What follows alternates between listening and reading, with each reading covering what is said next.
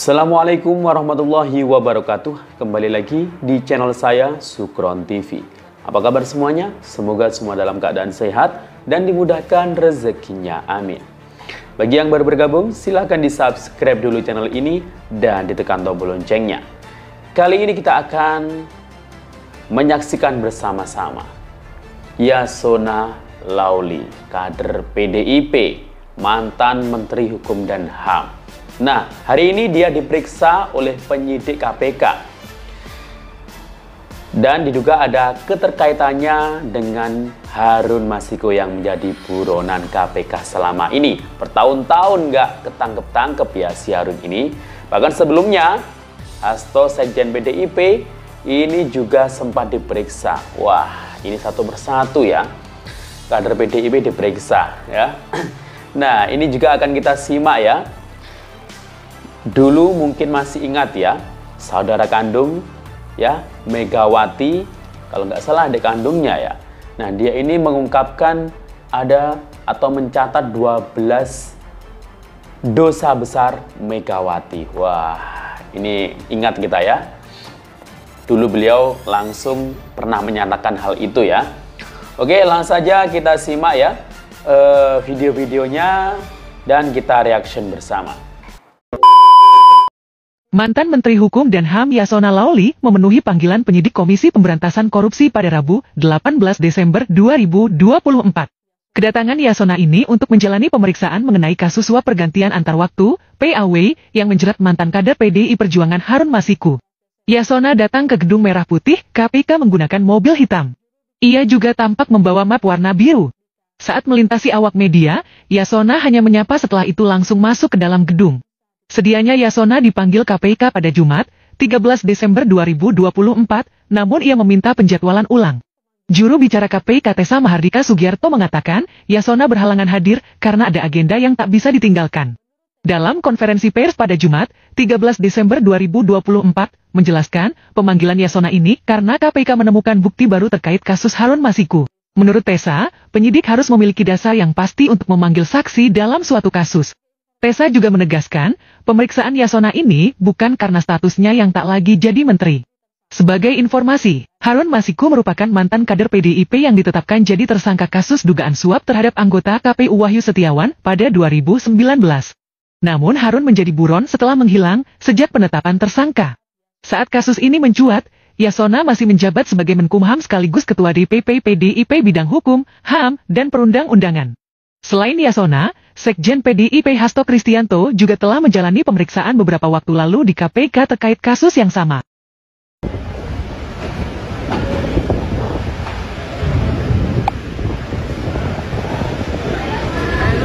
Lagi bayar sana. Pak, sedikit Pak. Pak Yasona sedikit Pak, sedikit Pak. Pak, ada dokumen nggak Pak yang dibawa Pak? Pak ini berarti. Ada dokumen yang dibawa nggak Pak?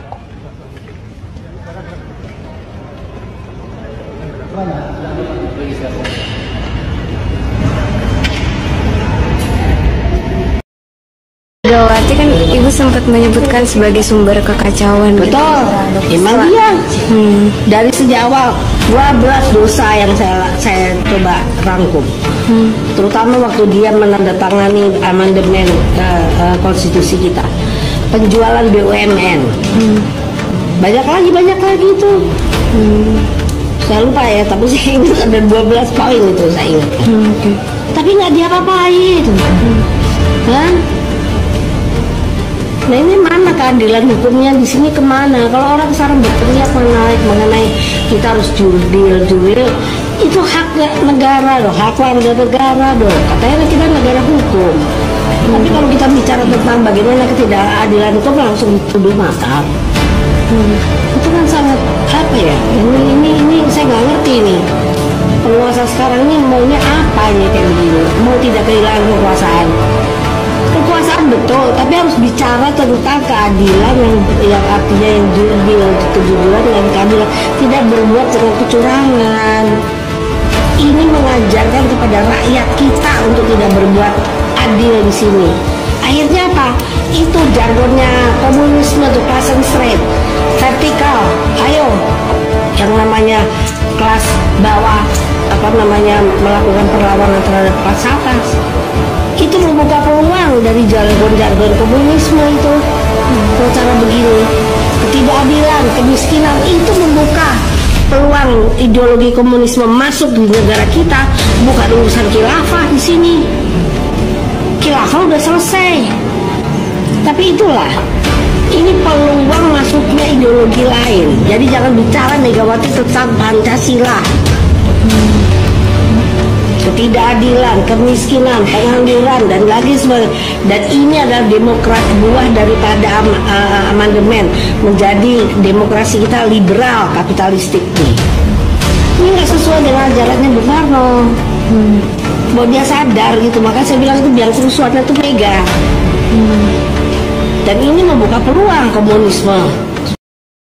Kader-kader Banteng satu-satu diperiksa KPK, guys.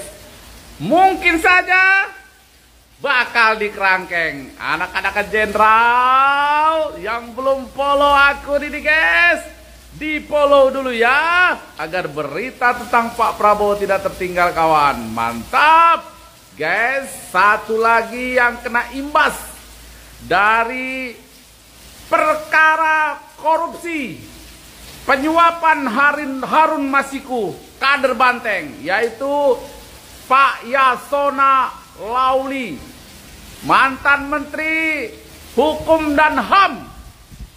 Ini kader Banteng ini, guys. Ya, rupanya KPK mencium bau busuk yang membantu pelarian Harun Masiku ini, guys. Yang membantu penyuapan Harun Masiku ini. Mungkin ada banyak pihak yang terlibat, kawan. Gimana? Komen yang setuju ya. Komen yang setuju kalau kasus ini dituntaskan, kasus ini diselesaikan, agar korupsi-korupsi, tikus-tikus nakal di Indonesia musnah dan punah, kawan. Yuk, tinggalkan jejak. Ya begini, kalau mau mendewasakan suasana demokratis di dalam PDIP, Mega itu harus memang melepaskan ketua umum. Iya. Ya, karena kan sekarang semuanya bertanya kepada ibu, tergantung kepada ibu. Ya kan, dalam suasana demokrasi itu kurang sehat. Ya, bagaimana orang sudah bermusyawarah berhari-hari, sudah melakukan aktivitas meeting, rapat, segala macam untuk mengambil satu keputusan, lalu ini terserah ke ibu. Nah ini bagaimana? Kan jadi suasana pikiran-pikiran orang yang berdebat di dalam forum itu kan kurang mendapat apresiasi kan. Nah oleh karena itu, ya itu wajar, karena memang Megawati sangat karismatik di antara kader-kader PDIP. Tapi suasana itu tidak terus bisa dipertahankan. Justru menurut saya, Mega sekarang masih tetap sehat, ya, masih bisa berpikir lah, nah, masih bisa memahami situasi politik internal dan eksternal partai. Nah, justru disitulah dia harus melepas, supaya kalau terjadi apa-apa, misalnya apakah konflik, perbedaan yang baik, yang biasa ataupun yang tajam, Mega masih bisa melakukan konsolidasi. Nah, kalau Mega itu nanti udah katakanlah ada sesuatu, kita kan nggak tahu faktor usia dan lain-lain, ya, baru dia serahkan, itu saya kira bukan hanya berantakan, PDIP itu bisa bubar. Bisa ribut di masing-masing kabupaten, bisa ribut di masing-masing provinsi, ya kan, bisa ribut sampai tingkat nasional. Nah itu jangan lupa, di PDIP ini yang gabung ke PDIP itu kan macam-macam model orangnya.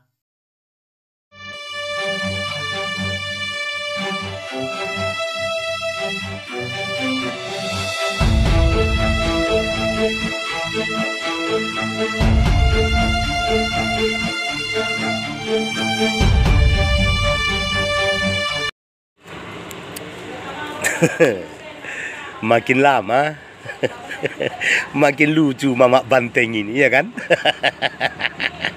Ada aja permintaannya. Hah? Aduh, Megawati, Megawati. Yang mau kita tanya teman-teman, sejak kapan di negeri ini ada orang mati butuh rumah? Ya, sejak kapan orang yang udah meninggal diberikan fasilitas rumah? Hah? Tambah lucu kan? Tambah lucu apa tambah bagaimana ini? Ketua Umum PDI Perjuangan ini. Hah? Dia mengatakan, bapak saya presiden pertama Republik ini. Itu betul. Bapak saya sang proklamator. Itu juga betul.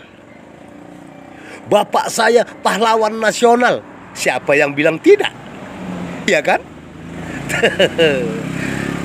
Tapi bapak saya tidak punya rumah. Itu katanya. Makanya dia katanya sedang mengurus administrasinya untuk meminta rumah jatah Bung Karno. Kan tambah lucu. Hah? Sejak kapan rupanya orang yang sudah meninggal diberi jatah rumah oleh negara? Hah? Kalaupun memang mendapat jatah, yang dia bilang sedang mengurus administrasinya ribet, dia kan pernah jadi presiden. Iya kan? Kenapa tidak dia yang membuat peraturan perundangannya memberikan rumah kepada Bung Karno?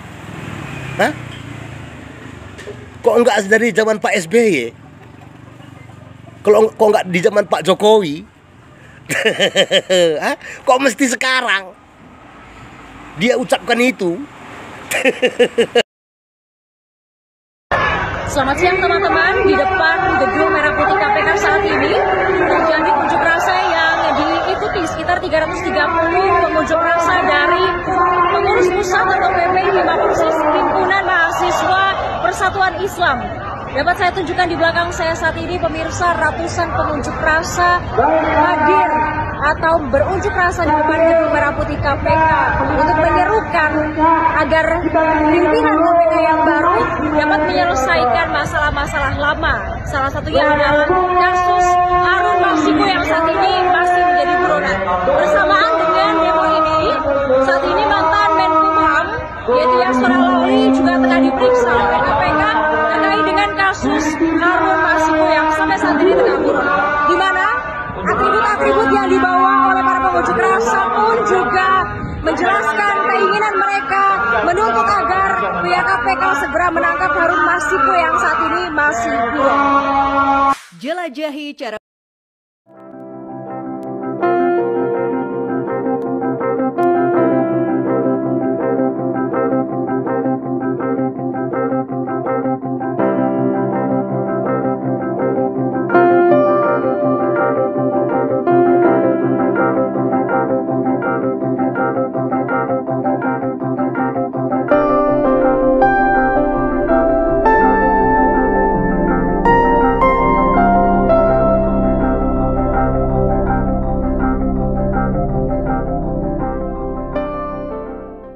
ke saya sebagai ketua DPP.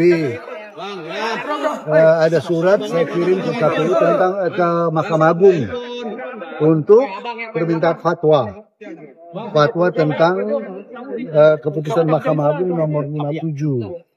Kami minta fatwa, saya tanda tangani fatwa, permintaan fatwa, karena di situ ada perbedaan tafsir antara KPU dan DPP tentang suara caleg yang meninggal. Saya kirim surat ke DPP, ke Mahkamah Agung, itu yang pertama. Yang sebelumnya kan itu riwayat diri apa segala macam, SK DPP, SK biasalah itu formalitas. Tapi inti pokoknya sebagai ketua DPP, ya sebagai ketua DPP, saya mengirim surat permintaan fatwa ke Mahkamah Agung. Ya karena waktu proses pencalekan itu terjadi tafsir yang berbeda setelah ada judicial review, ada keputusan Mahkamah Agung nomor 57 ya. 57, kemudian DPP mengirim surat tentang penetapan caleg, ya. kemudian KPU tidak menanggapi berbeda. Kemudian kita minta fatwa kepada Mahkamah Agung. Mahkamah Agung membalas fatwa tersebut ya sesuai dengan pertimbangan hukum, supaya ada pertimbangan hukum tentang diskresi partai dalam menetapkan calon terpilih. Itu. Yang kedua adalah kapasitas saya sebagai menteri. Saya menyerahkan tentang perlintasan Harun Masiku. Itu saja. Paling kan itu nggak ada yang profesional, penyidik sangat profesional, ya menanyakan sesuai dengan posisi saya sebagai ketua DPP, ya. Kemudian posisi saya sebagai Menteri Hukum dan HAM mengenai perlintasan Harun Masiku. Itu saja. Ya. Berapa pertanyaan tadi Pak diajukan oleh ya, penyidik? Itu kan pendidikan di mana, kemudian mengapa timbul surat tersebut. Ya saya jelasin. Pak, tapi sebagai menteri kemarin ada info soal Harun udah di Indonesia atau masih di luar negeri, Pak? Kan itu dia masuk tanggal 6, keluar tanggal 7. Keluar tanggal 7, masuk tanggal 6. Masuk tanggal 6, keluar tanggal 7. Dan baru belakangan keluar pencekala. Itu aja, nggak ada. Paling turunan-turunan yang memfollow up. Jadi kan udah selesai lama karena banyak demo. Ya bisa keluar gitu.